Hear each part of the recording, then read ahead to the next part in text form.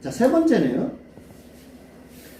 이 부분에 대해서 많은 그 선생님들이 궁금해 하시는 부분이 있어요. 행 나누기, 연 나누기, 통연은 어떻게 할 때 이런 글을 이렇게 나누는지, 이거를 모르면은 글쓰기가 좀 어렵잖아요. 근본적으로 이거를 좀, 개괄적으로만 한번 알아보겠습니다. 행 나누기는 왜 하는가? 참 어려운 질문이에요. 예를 들면 시도 하나의 사진이거든요. 우리가 그 사진을 찍듯이 어떻게 구도를 잡냐에 따라서 그 사진을 보는 사람이 아, 이건 잘 찍었네, 구도가 좋네, 이렇게 말할 수 있고요. 똑같은 사진을 찍어도요. 그러니까 전문가가 찍는 것과 비전문가가 찍는 것은 상당히 많은 차이가 있더라고요. 똑같은 그 곳을 찍는데도. 그래서 이 행 나누기, 그 연 나누기, 통연 쓰기도 마찬가지라고 저는 생각하고 있습니다. 그 행 나누기 한번 볼까요? 그 호흡과 어떤 리듬이에요.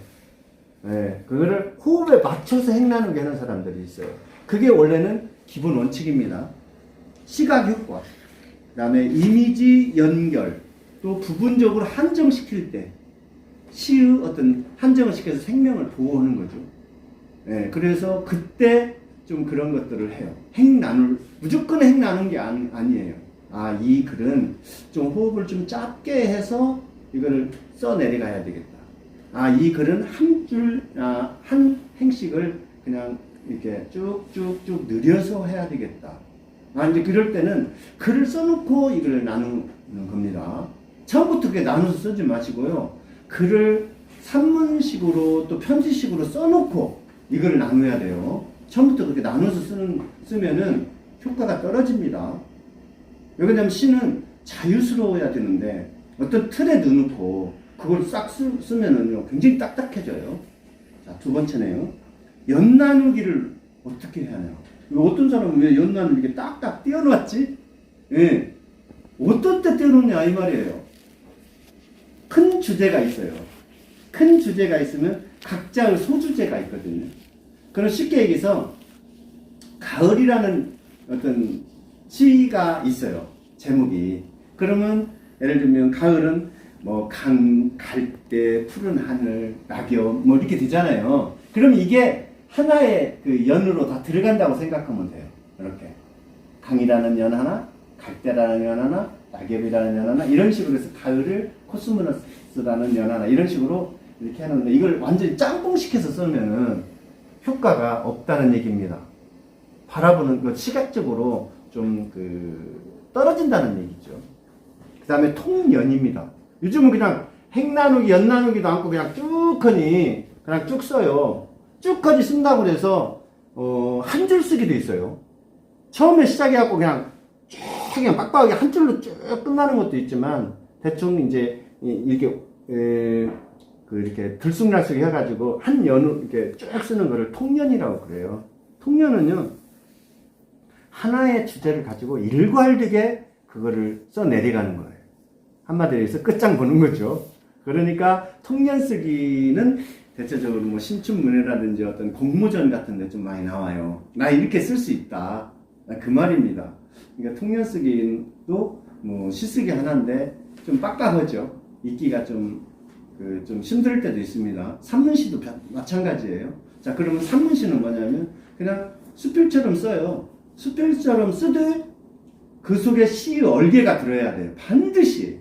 예, 그것도 얼개나 뼈가 들어야 되는데 그것도 공부하면서 한번 알아보도록 하겠습니다. 그래서 이제 첫 번째인데요. 산문 형식의 행과 연 나누기네요. 지금 우리가 하고 있는 데는 38페이지입니다. 제가 지루하실 것 같아서 한 말씀만 한번 퀴즈를 내볼게요. 세상에서 가장 짧은 시. 지금 금방 하면 잘 모르실 거예요. 세상에서 가장 짧은 시로 엄청난 노벨 문학상을 받은 분이 있어요. 프랑스. 예. 프랑스 줄 르나르인데요. 이분이 뱀. 제목이 뱀이에요. 근데 너무 길다. 너무 간단하죠? 선생님들 써서 문학상 얼마든지 받을 수 있겠죠? 예? 뱀 너무 길다. 그러면 예를 들면 짧은 시 이렇게 쓸 수 있어요. 길이에요, 길. 아, 가야지. 그것도 시가 될 수 있다 이 말이에요. 길, 가야지. 자, 그 다음에 빛, 찬란하다. 또 아니면 아름다운 당신. 고독, 벗어나고파. 땀, 짜다. 이렇게 또 시가 될 수 있다 이 말이에요. 남이 쓴 거 쓰면 안 됩니다. 네. 그 시가 이제 그 줄 르나르가 쓴 것은 그 표제작인데요. 뱀하고 너무 길다 썼는데요. 이게 쉬운 일이 아니에요. 이게 표제작이라는 것은 대표 작품을 표제작이라고 그러거든요. 그 여기서 그 시의 진정한 의미는 뭐였냐면요. 히틀러를 뜻하는 뱀을 히틀러로 뜻하고 있었고요. 그 다음에 히틀러의 만행이 너무 길다. 그 뜻이었어요. 이분은. 근데 이 표제작만 그렇게 됐고 나머지 시들이 다 뒷받침을 해준 겁니다. 상당히 좋은 작품이 저도 읽어봤는데 우리나라 번역된 거 읽어봤는데 상당히 좋았다는 생각이 들었습니다. 네, 그래서 세상에서 가장 짧은 시 한번 그냥 알아봤고요. 자, 산문 형식의 행과 연나누기. 이건 다 붙은 거예요. 이거를 어떻게 행나누기를 하는가 할 때 기술적인 부분은요. 이게 우리가 사선 있잖아요. 사선 이렇게 예를 들면 위에서 좌로 이렇게 사선을 긋잖아요. 한 번 긋으면 행이 나눠지는 것이고 두 번을 긋으면 무엇이 연이 나눠지는 건다. 자, 좋은 시 한번 읽어볼게요. 점자 익히기입니다. 점자. 누가 어두무 꽃씨를 뿌렸는지 선 긋겠습니다. 한번. 어두무 꽃이라 그렇게 할 때는요. 이 점자이기 때문에 어두무 꽃 보이지 않는다는 뜻이죠. 이 어둠입니다. 지금 우리가 있는 어두무 꽃씨를 뿌렸는지 선이 고운 슈트를 박음질하는 아버지가 선 긋겠습니다. 사선입니다. 슈트는 한 번의 양복이에요. 황반변성을 앓기 시작했다. 사선입니다. 황반변성은 눈이 노랗게 드는 그런 병이래요. 한쪽 구석에 놓여있는 재봉틀. 사선입니다. 호기심에 돌려보다 마음이 찔렸다. 참 좋죠. 지금 재봉틀을 구석에 돌렸어요. 호기심으로 돌려봤더니 마음이 찔렸대요. 손끝이 찔린 게 아니고. 꽃잎처럼 떨어지는 빗방울을 타고. 사선입니다. 사선 하나입니다. 아버지가 피우지 못한 꽃말이 들린다. 사선 두 개. 연을 이제 나눠주는 거예요. 작은 텃밭에 모종을 심듯 사선을 긋시고요. 노루발을 따라 돌던 꽃무늬 원단. 사선 긋습니다. 노루발은 잘 알죠? 재봉틀 발바닥에 있는 돌리는 그 재봉틀 그게 노루발이 아니에요. 바늘 옆에 딱 붙어갖고 천과 천을 딱 이렇게 고정시키는 게 있어요. 그래갖고 그 손으로 이렇게 밀으면 그 노루발이 이렇게 돌아가면 그 아래에서 돌리면 노루발이 앞으로 밀거나 뒤로 밀잖아요. 네. 뒤로 돌리면 노루발이 뒤쪽으로 가게끔 천을 만들어주고요. 또 이렇게 정상으로 돌리면 앞으로 가는 그 노루발이 바로 그 재봉틀 제일 문면에 바늘 옆에 붙은 게 그게 노루발인데 그게 노루발 같이 생겼어요. 이렇게 고정을 시켜주는 거예요. 노루발.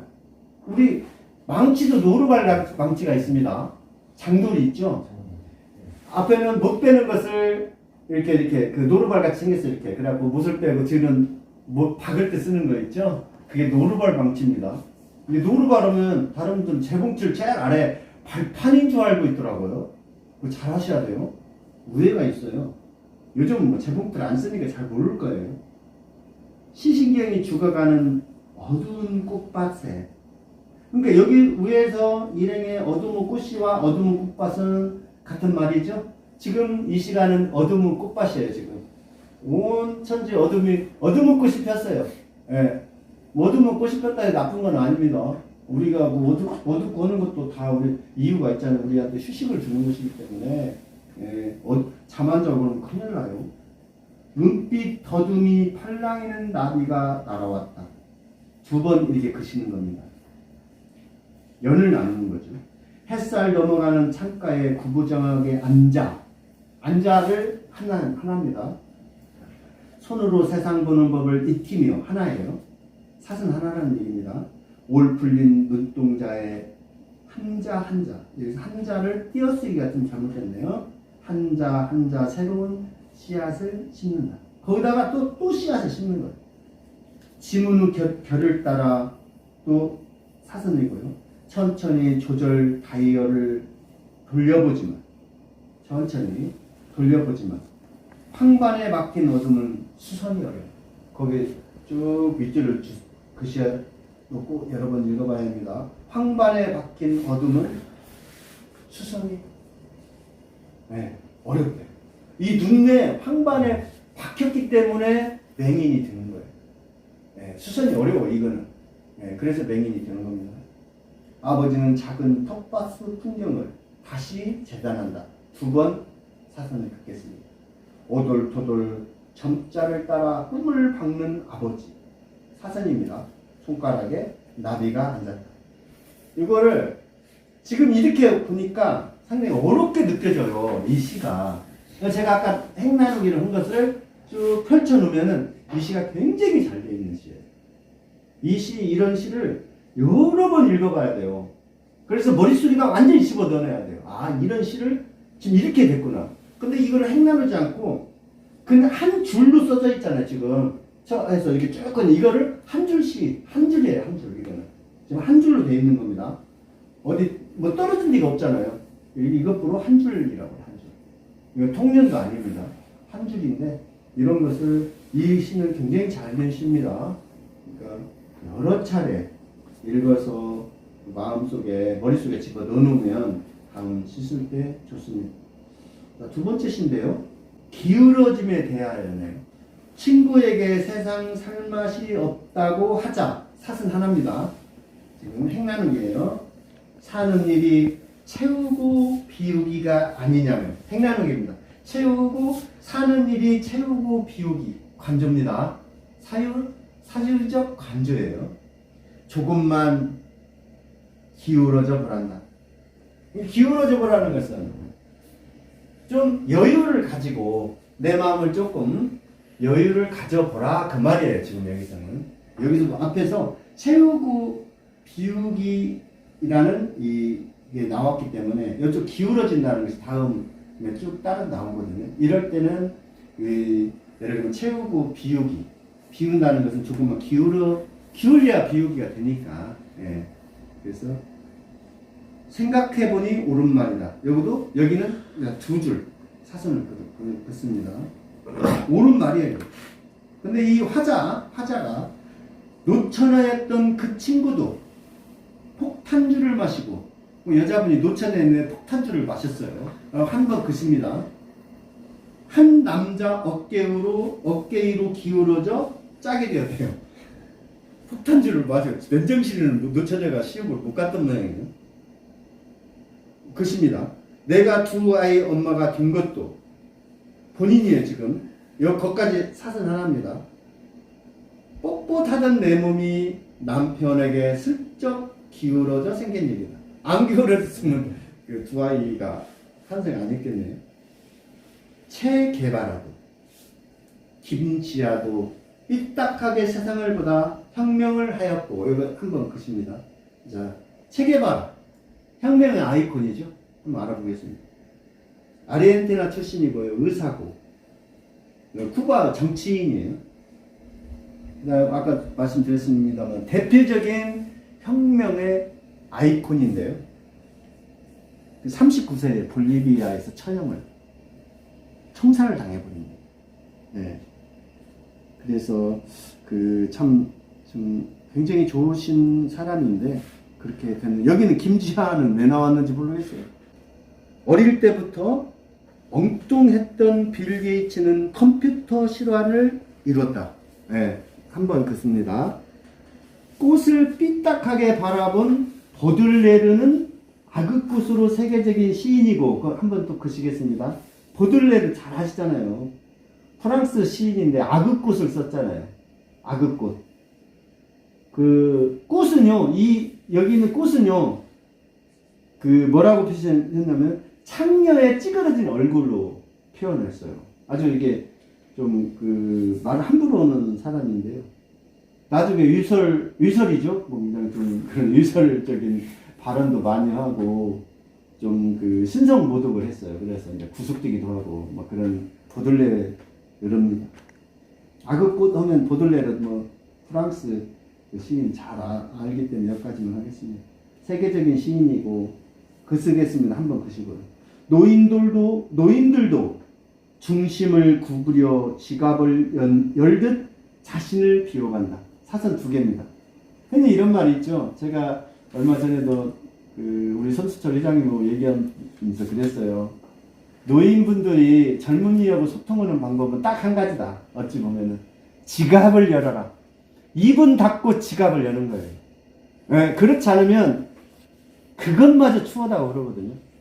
네, 그렇기 때문에 나이 먹으면 돈이 좀 있어야 돼요.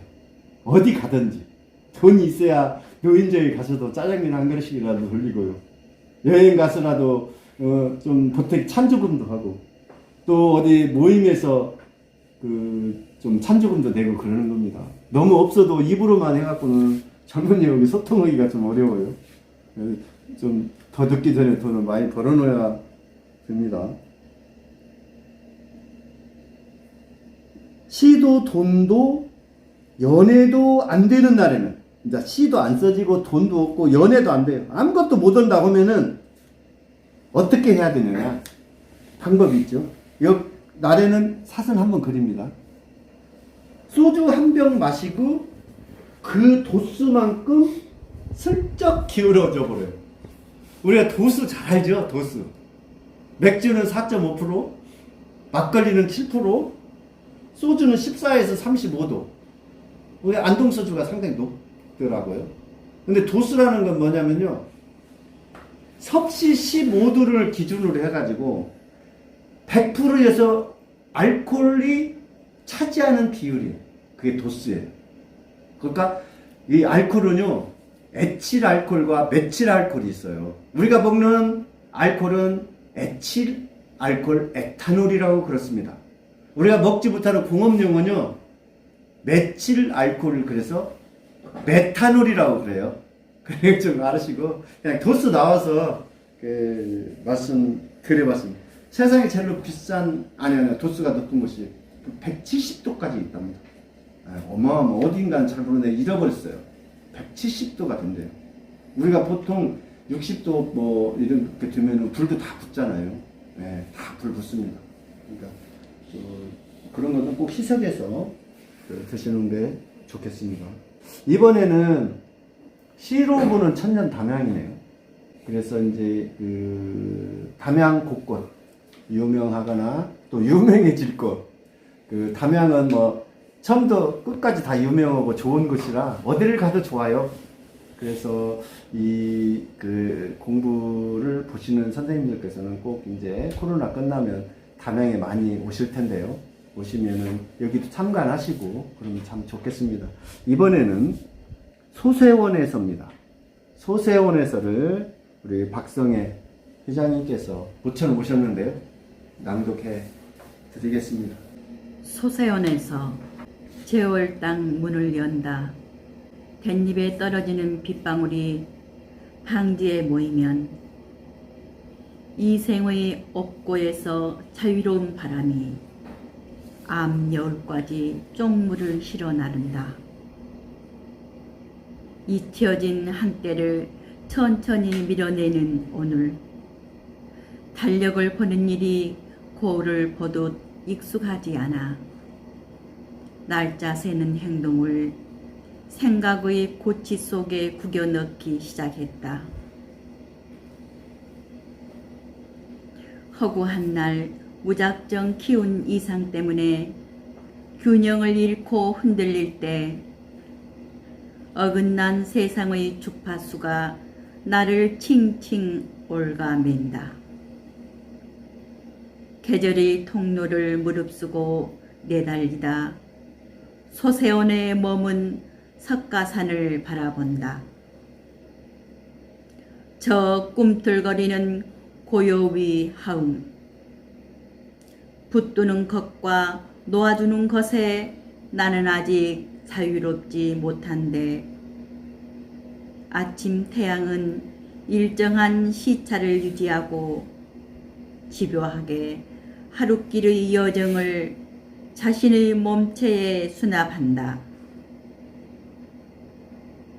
새로운 물음을 남겨둔 채 광풍각 낙선 시간이 내 옆구리를 툭툭 친다.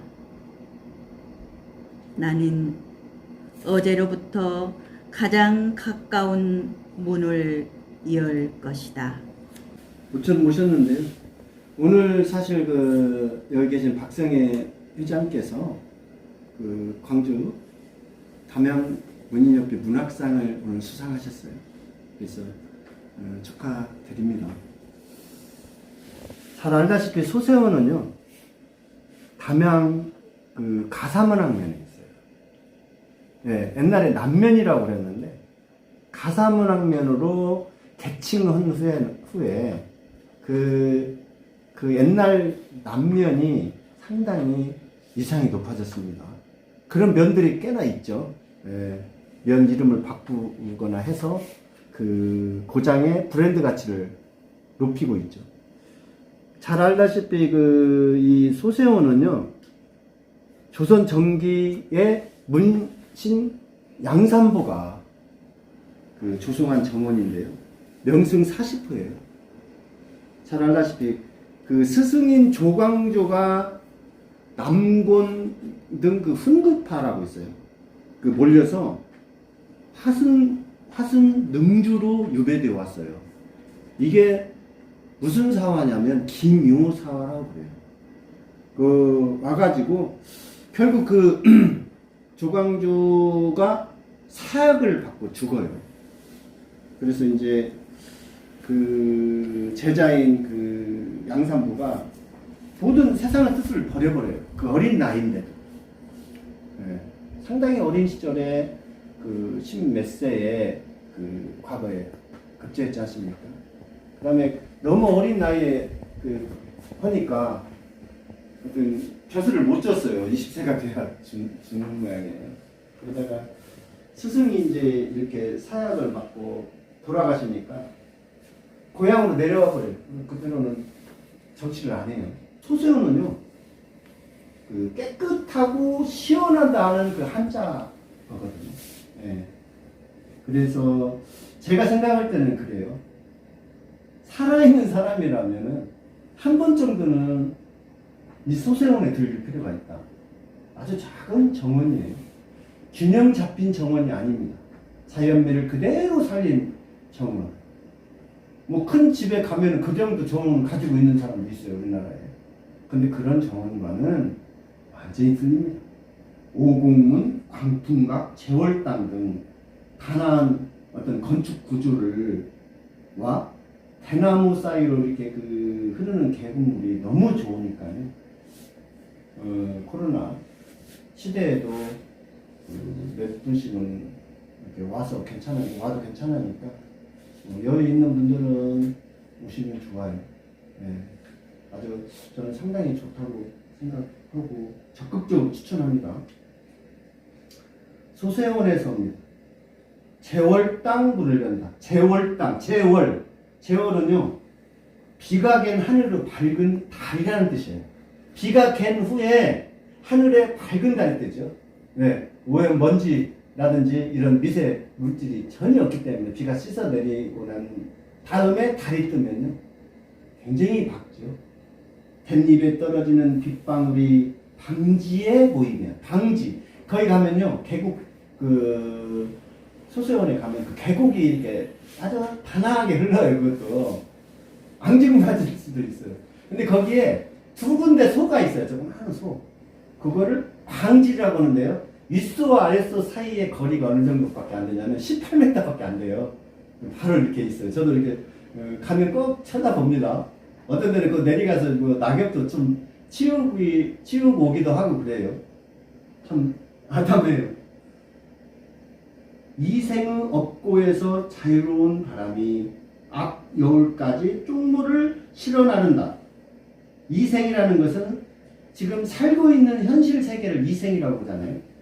업고 나쁜 짓을 해서 업보를 받은 것, 예, 그런 것들을 업보라고 해요. 그런 그래서 이제 바라면 그런 게 아무것도 없어요. 내가 가고 싶은 대로 가는 거죠.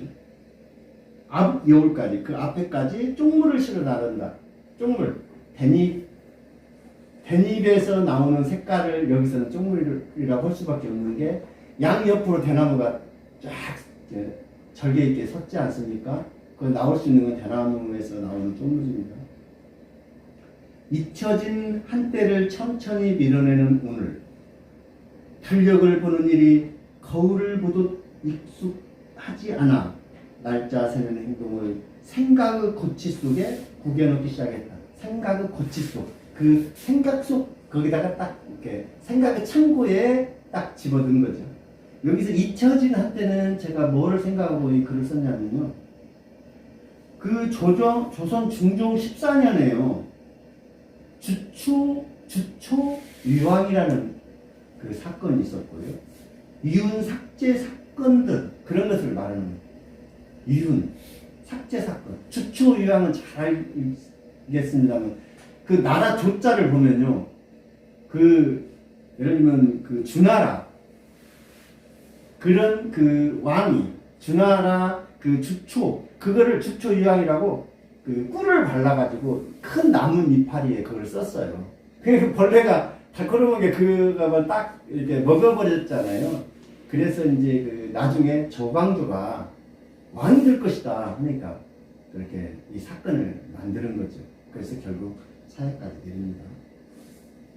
허구한 날, 허구하다. 너는 왜 이렇게 허구한 날 놀고만 있냐 할 때 허구하답니다. 허구 우리가 그 허구가 아니에요.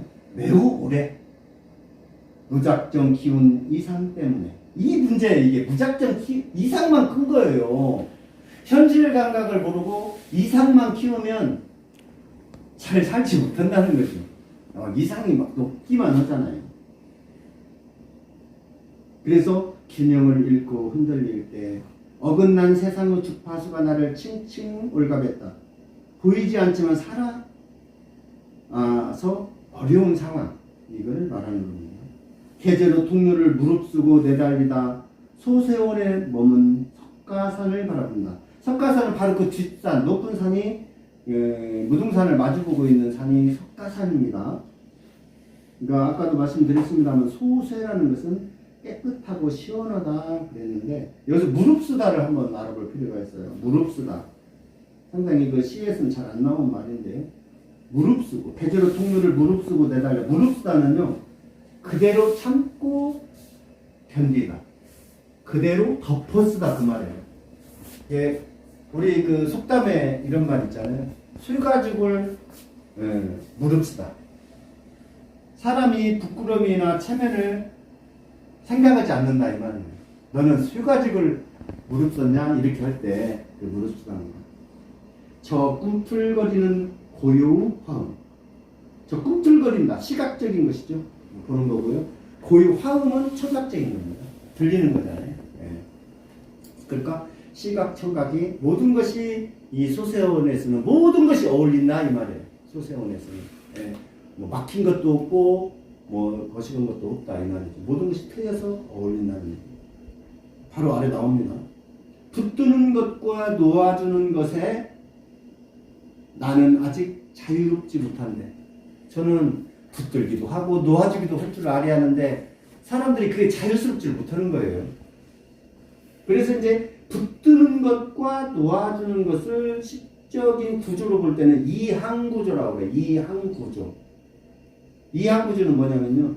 너와 나, 밤과 낮, 검정과 하양 이렇게 글을 언어를 대립을 시켜서 그 어떤 의미를 증폭시키는 거예요. 그래서 이항구조 서로 틀리다 이 말, 다를 이자거든요.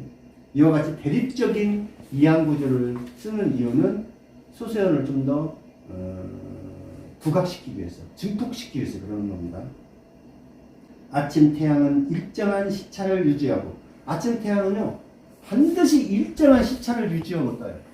그죠? 여명이 거즘 오늘 했으면 뭐 몇 초씩 틀어지는 거지. 막 오늘 여명은 아침 6시에 됐는데 내일 여명은 뭐 9시 정도 된다든지 이럴 절대 그렇지 않잖아요. 집요하게 하루길의 여정을 자신의 몸체에 수납한다. 차곡차곡 쌓는다. 수납한다. 그 말이에요. 그래서 태양이 하루를 사는 거예요. 예, 자기 몸에 다 넣고 그거를 저쪽 질 때까지, 노을로 질 때까지 모든 자기의 열정을 쏟아붓는 겁니다.